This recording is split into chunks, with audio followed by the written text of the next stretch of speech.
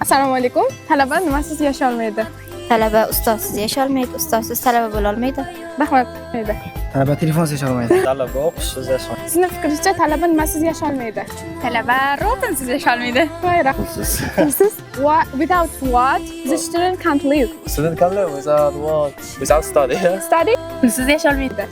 Talaba GPT. ChatGPT. rahmat.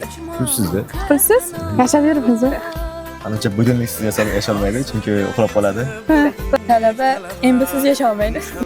Men umumiy fikrda aytadigan bo'lsam, ota-onasi bola yashay olmaydi. Talaba bo'lsa aniq pulsiz. Pulsiz Telefon qilishadi ota-onasiga. Demak, ko'p bog'liqda bir ekan. rahmat. Oilasiz rahmat. Ovqatsiz. Assalomu alaykum. Ustozlarning yordamisiz yashay olmaydi. Son tarbiyasiz yashay olmaydi. Ayni damda ota-ona sog'inchisiz. Siz fikringizcha rotinsiz. Tutorlarni ma'naviyat darslarisiz yashay olmaydi. Rahmat. Talabalar endi avvalambor o'qishsiz, ikkinchi o'rinda pulsiz yashay olmaydi. Embisiz. Rahmat.